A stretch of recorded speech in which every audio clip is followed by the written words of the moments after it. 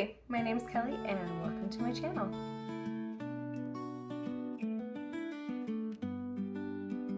I mentioned in the last wrap-up that I did that I'm not a huge fan of talking about so many books at one time and trying to remember the characters and the storyline, how much did I like it, what did I not like about it, and I have decided that this month, for the month of July, I'm going to try to talk about each book as I complete it and then just compile those together.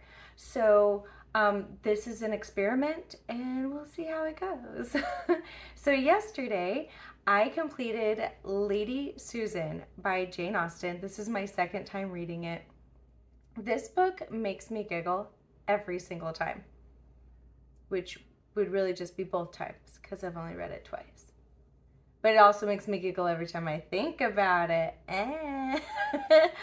So, let me read the synopsis for you guys. Beautiful, flirtatious, and recently widowed, Lady Susan Vernon seeks an advantageous second marriage for herself while attempting to push her daughter into a dismal match. A magnificently crafted novel of Regency manners and mores that will delight Austen enthusiasts with its wit and elegant expression. Okay, so this is not a book that you're going to read and think, wow, I really like the main character. There's a reason that so many people say that they love to hate Lady Susan, okay? I'm fairly confident that this woman is narcissistic because there's so much that she does that you're just like, ugh, I hate that, that's horrible. But she has such charisma, and it's meant to be funny. It's meant to be a satire commentary on the things that Jane Austen was seeing around her as a 19-year-old. She wrote this when she was 19. So it's meant to be funny. You're not really supposed to like Lady Susan. I'd be surprised if you did. But it's hilarious, and cool thing is that it's in epistolary form. So that means that you are learning about the story and what is going on through letters. So Lady Susan Vernon, she writes to certain people, mostly her friend, Mrs. Johnson.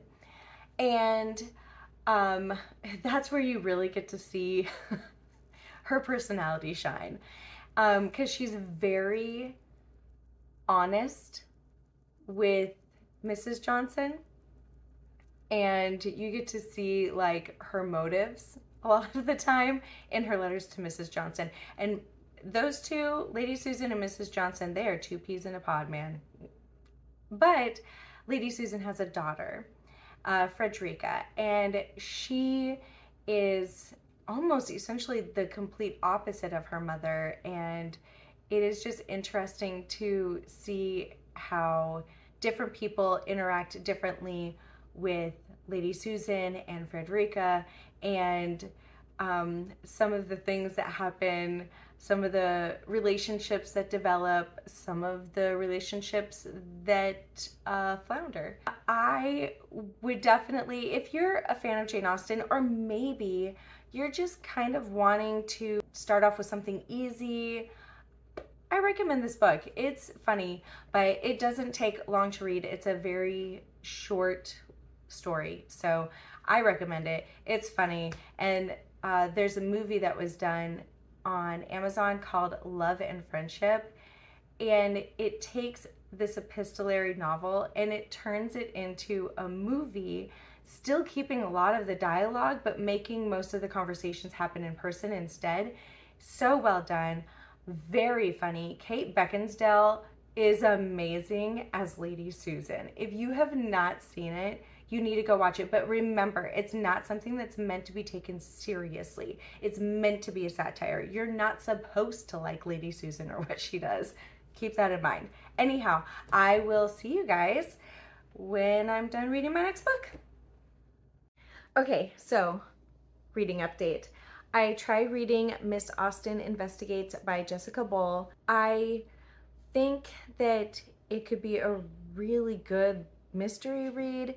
It was intriguing, but I had a hard time making myself read it at this point because of the writing style. So it's written in third person present, which I discovered reading this book. I don't have a very good time with that. I just didn't want to force myself to read something that I wasn't going to enjoy. And so I'm putting it in my not right now pile. I think that maybe I'll come back to it in the future. I just not right now. I don't want to read it right now. Or maybe if I were to listen to it with audiobook, that might be easier for me to digest a third person present. But it's just, I put it down. And then last night I finished Emma for the second time ever. And this time doing it, I decided to listen to the audiobook as well. And I think that actually helped. Mostly because of it made reading Mrs. Bates portions less, okay, it made them more palatable. But it's still like, I didn't think it was bad before. I felt like it was lower than what I had come to expect from a Jane Austen novel.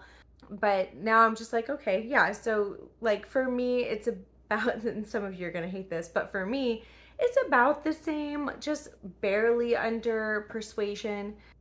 You know, I definitely feel like I know that some people absolutely love this book. So I mean, I've heard all the videos. I understand why you guys love it so much, but for me, it just doesn't reach the level of some of the other ones that I love. And I know you might think I'm crazy because I absolutely love Mansfield Park, and I know a lot of people don't love Mansfield Park. So, and I've noticed there tends to be a dichotomy. Like, people either love Mansfield Park and could do without Emma, or they love Emma and could do without Mansfield Park. So I guess I'm the former. I was trying to remember which way I stated that. Anyhow, so but I finished it, and the audiobook helped me to enjoy it a bit more.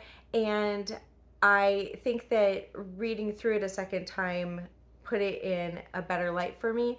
And so I do plan to read it again in the future. And like I said before, maybe reading it a few times will lead me to really appreciate it in a way that other people appreciate it. Kind of like how I've heard that for a lot of people, reading Sense and Sensibility multiple times helped them appreciate it more, and actually it moved it up their list of Jane Austen novels.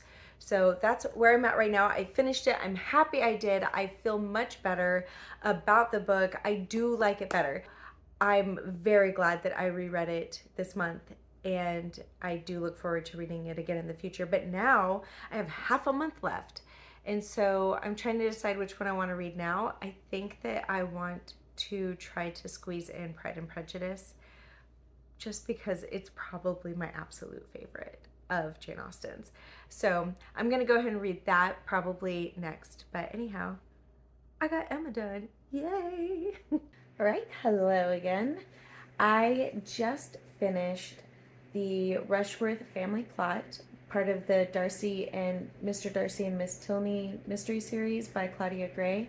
Just finished that last night. This series follows Mr. Darcy and Elizabeth's son, Jonathan Darcy, and Mr. Tilney and Catherine's daughter, Juliet Tilney. And they end up finding themselves in areas that there are mysteries that are needing to be solved. And of course, it's not appropriate for people of genteel birth to take part in solving these things.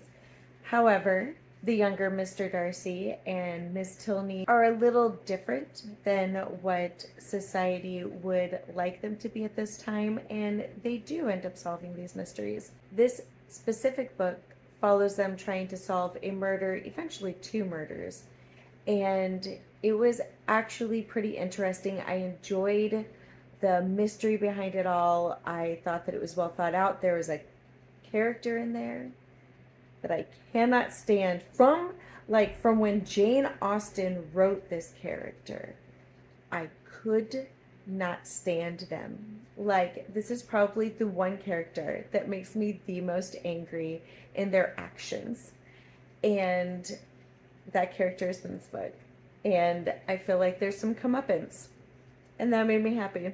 However, there is one thing that kind of bugs me. And that is that there's this specific storyline that has been going on pretty much since book one, and I feel like it's just getting dragged out. And that's a little irritating. I'm all for certain things taking their time, but at this point it's getting dragged out a bit too much. And honestly, if it doesn't get solved to some kind of degree sometime, hopefully within the next book of this series, I might tap out because it's getting to the point of being irritating. So, and I'm like this with anything that's like this. If I am watching a TV series, for example, where the characters, it's a will they, won't they, and it's like constantly like they're on the verge, but then something happens, and like I tap out because I find it very irritating to go through that for ages. And there is a storyline within this series that, like I said, is getting dragged out, and I'm this close to tapping out if the next book doesn't have some kind of like conclusion for this. I probably will tap out because that's just too much. It's too. I'm enjoying the mysteries, but that's a little irritating. And I don't know. We'll see. We'll see. But the storylines are so good, and I don't want to tap out of a series just because this one thing is just being dragged on. But I want to enjoy the entirety of the book and not be irritated every time something pertaining to this comes up, you know? So anyhow, but I did enjoy the book. I thought that the mystery was very well thought out, and the way that things kind of tied up at the end was very, it was nice. It was nice. So, and I do have to say that Mr. Darcy said the cutest thing at the end of this book. I'm not going to say it because I don't want to ruin it, but it is the cutest thing. It's absolutely adorable. I wrote that down as, that's the only quote that I wrote down from the entire book for my reading journal, was that quote at the end because it was adorable. Anyhow, that's all that I'm really going to say about this book because I don't want to give any spoilers, especially for people who haven't read any of the series before. But I did enjoy it. It was cute. And then also, look at my little puppy. Look at her. She's not little, but look at her. Olympia. Oh, sweet girl. Hi. I love her so much. All right, so I'm back. I want to say first and foremost that yes, my face is very red. You are not imagining it. It was my birthday 2 days ago. I'm finally 40. I'm so happy. You guys, I can officially say that I'm middle-aged. My answer for anything is going to be prefaced by, I am a middle-aged woman now. Yes, I want to do that, of course. Or, I am a middle-aged woman now. Of course I don't want to do that. It's going to be the preface for my answer for literally everything, just letting you all know. Because I'm so excited that I can say that I'm middle-aged now. Anyhow, I need to move on. We went to the lake for my birthday, and it was very hot. And we were there for a long time, and I ended up very sunburned. And all of us did. All four of us ended up very sunburned. So 2 days later, it's actually looking a little better, believe it or not. Like, oh my goodness. Anyway, so I figured it's about time for a book update. I haven't let you guys know yet about the last 2 books that I finished. And I'm sorry if this is a little shaky. I'm holding my phone instead of using my little tripod thingy because I'm too lazy to go get it and use it. in here. So thank you for your patience. Okay, so I finished Samara's Peril by Jaye Knight with my kids. We have been working on this series for a while, but I let them go back and forth between who chooses what book, and my daughter has been wanting to read this. So we finally finished book 3. This, I think, is probably my favorite book in the series. I don't know, that's hard to choose, but I love this book. So much happens in this. There is so much growth. There are some crazy things that happen, new characters that are just amazing, and I absolutely love this story. My kids really enjoyed it, and my daughter cannot wait to read the next one, but it's my son's turn to choose. And he chose Dare from Blades of Actar, the first book. So he wants to make her sit through that book before she can continue this. Why? Just because he feels ornery. He wants to make her have to wait to read the next book, even though he's enjoying it as well. So weird. But that's a younger brother for you. So anyhow, love this book. If you have not read this series yet, please, please, please consider it. It's so good. So another book that I finished is Sisterchicks on the Loose by Robin Jones Gunn. This is a reread for me. I've read the most of the series, I think. I think that there might be a couple books I still haven't read. But it is so funny. It is hilarious. I love this series. It's a different pair of women in each book, but they're all related to some capacity, whether it's, this person was that person's real estate agent, and that is the transition. The first book follows Penny and Sharon as they go on an adventure to Finland. And in Finland, they draw closer to each other in their friendship. They draw closer to God. They learn things about themselves that can help them move forward in life without being so stressed about the past or so stressed about this person and how that person treats me. They grow as mothers, as wives, and it's hilarious along the way. And some of the people that they meet when they're on their adventures, it's just wild. It's so much fun. It's meant to be, I believe, more of a cozy read. It's not a mystery. It's not a fantasy. It's not a thriller. It's not romance. It's really just, this entire series is about friendship and our relationship with God.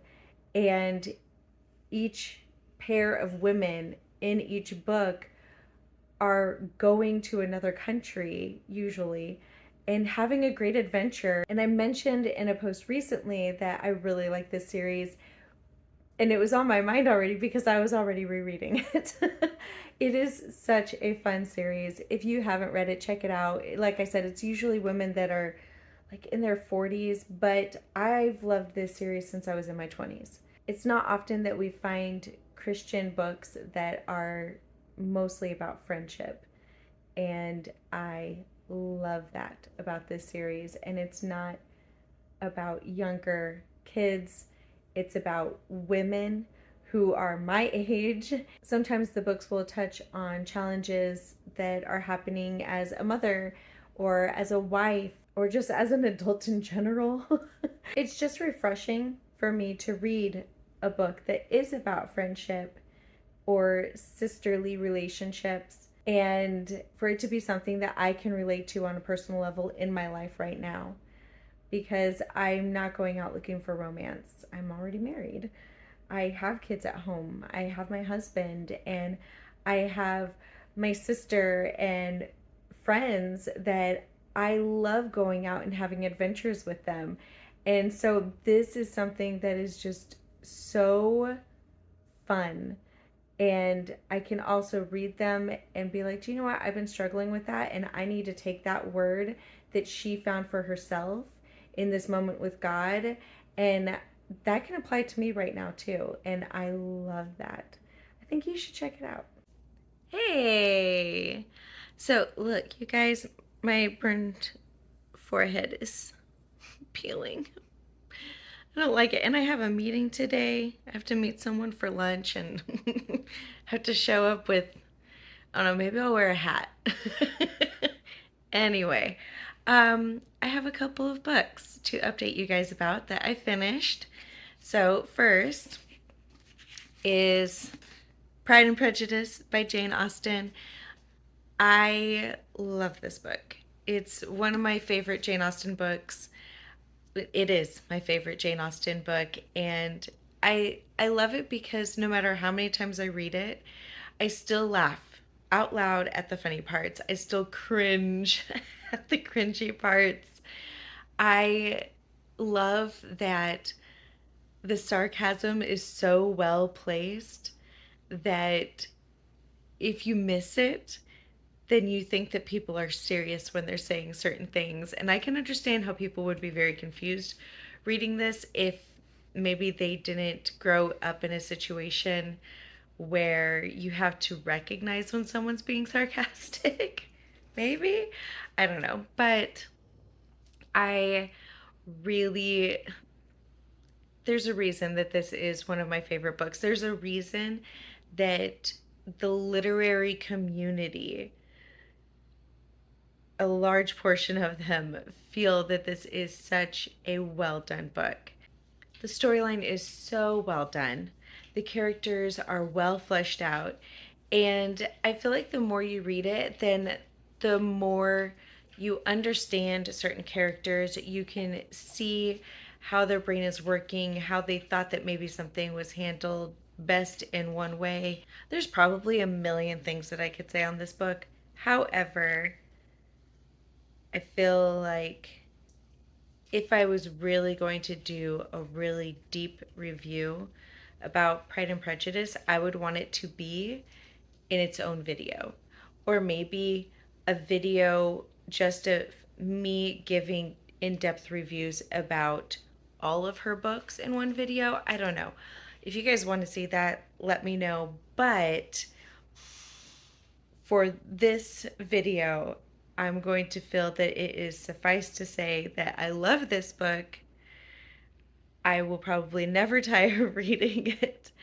It is so well done, so funny, and I now can't wait to watch the BBC miniseries because that's my favorite version of it. The next book that I read recently is The Frozen Deep by Wilkie Collins. So some of you may remember me getting this book from a free little free library. I always get those words mixed up, the order. Anyway, so I believe that that is where I got this book, and I finally read it. I knew it would be a quick read. Apparently, it was originally a play that Wilkie Collins and Charles Dickens worked on together, and then it was turned into book form. So it's not very long. It's loosely inspired by the Franklin expedition, where there was a group of people from England that were trying to find a passage through the Arctic because that would be faster, right? A shorter distance to get to Canada. But it's frozen.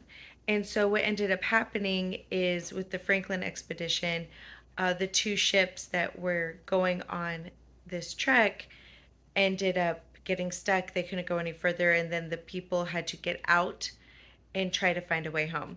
So that is kind of where the similarity ends with this, because then this story plays out a little happier. The Franklin expedition. I enjoyed it.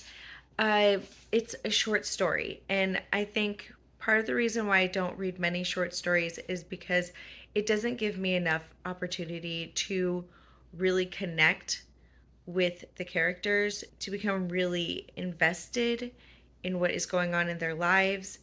So I say that. However, I was very interested in what was going to happen with some of the characters. I just wasn't emotionally invested, if that makes sense. So, a couple of things. One, there's a character that has a really decent redemption arc. I was hoping that that would be the case. However, I'm a little bummed that we didn't get to see the character arc in action. We just get information, like a recap of it at the end. However, because of the fact that this was originally a play, that makes sense because it adds to the drama of the situation when it's revealed. So it makes sense. I also wasn't a huge fan of the fact that there's a lot of significance, a little bit, in this woman who has the second sight. So essentially, like clairvoyant, I guess, where she just has these visions of what is happening. And then those things tend to come true. So, but there's a lot of emphasis put on there. However, once again, it added to the drama. And I understand why it was added in there. I feel like it still would have been a decent story without it, but it added drama. The fact that this woman knew what was going to happen, but only in part, right? So she knew a certain level of what was happening, and she was rightfully so worried about it. Anyway, I probably, like I said, could have done without that. I feel like it still could have been a good book, but it did add to the drama. So I get it. It's a play. It was, there went the bookmark. Just fell right out. Okay, so there, that's what I get for just putting it at the front after I'm done instead of in the middle. So anyway, it was a play first, and you want plays to be intriguing and dramatic, and so I totally get it. I don't know that I will read this one again. In my opinion, it kind of pales in comparison to The Moonstone and The Woman in White, but it was still an interesting read. For like, you take one afternoon, read for a couple of hours, and you've read a pretty interesting read. I get it. I like it. I just don't know if I'll read it again. I don't know. Maybe years in the future. Maybe. I don't know. We'll see.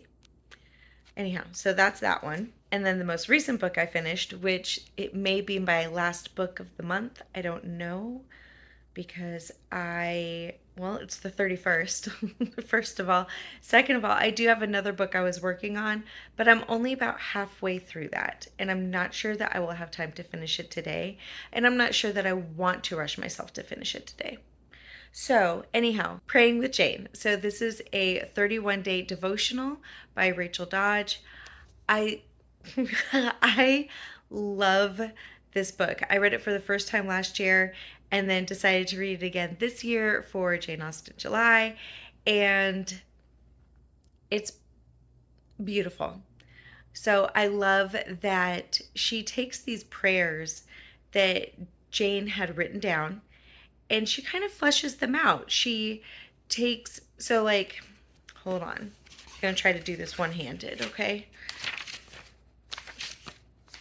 So, I'm getting there. Okay, so right here, she has an entire prayer. It actually goes to the next page as well, where it is a prayer that Jane Austen wrote, okay? And then, for example, on the first day, you see that she takes the first section of that prayer and then she breaks it down and talks about the significance of the exact words that she's saying. Like, she takes something that is super beautiful and explains to us why it's so deep and why it shows how deep Jane's faith was. And then she takes bits from Jane Austen's literary works and bits from her life that kind of correlate and go along with that section of the prayer that she talked about. And then she takes all of that with some scripture and then applies it to our own lives. And then she also has a sample prayer at the end. So it's 31 devotionals. They're each maybe 5 minutes long, and you read through that and you just walk away with a deeper sense of how you can look at the world around us and how we as Christians can make a difference for that day, which is really cool. I mean, well, hopefully you take it with you longer than just that day, but it's really cool. And I love that it's 31 days, because how perfect. You get one for each day of Jane Austen July. But I feel like this is probably one of my favorite devotionals I've ever read, just because of the fact that Jane Austen's faith was so deep. And the fact that Rachel Dodge is able to take that and break it down and show us just how beautiful the things that she's praying for is. So I feel like if you are a fan of Jane Austen, and maybe even if you aren't, consider reading this. It really does, even if you aren't a believer, it still gives you good insight into how Jane viewed the world around her and what her life was like and some of what influenced some of her characters. So I definitely recommend reading this. Just do it. Just do it. It's a great book.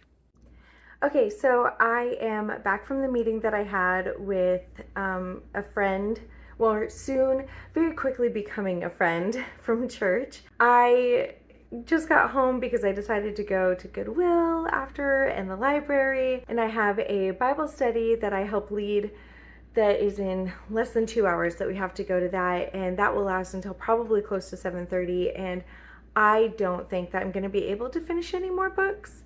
So I'm going to go ahead and call it quits right now. Like, this is the end of my July reads. This is it. Let me know how you guys feel about the way that I did it this time. I like it better because I was able to dive in, give you a bit more information, remember more freshly what each book was about, and I think that I would like to do it this style in the future. I don't know, we'll see. I will say some takeaways from this month with reading. One, even though it wasn't as good as the other books that I have read by him, I did enjoy, and I'm glad that I read The Frozen Deep by Wilkie Collins. Two, it's been about 2 weeks, and I am still very glad that I reread Emma. I really think that listening to it on audiobook while reading it helped. It just kind of gave a bit more life to the characters, I think. Also, the more I think about it, the more I absolutely adore Mrs. Bates.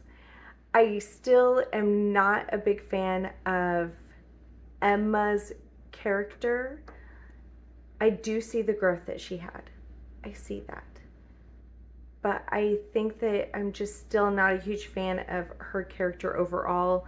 I feel like she learned some kind of lesson. She did have growth, but nothing in the book really changed, except for maybe the way that she views how involved she should be with things. I don't know how she should treat people, but it's just things. I feel like at the book, the way things happened just proved her previous thoughts about status and class. I don't know. It's still a great book, but it's not, I don't think it's in my top 10. I honestly, if I'm being honest, I don't even think it's in my top 20. But that doesn't mean that it's not a good book. It's still a great book, and I definitely enjoyed reading it again this time. I definitely liked it more than last time, and I really think that the audiobook is what really helped with that. Any other closing thoughts? I don't think so. I'm 40. You guys, I'm going to be shouting it from the mountains for a long time. I'm 40 now. Yay! I'm middle-aged and I love it.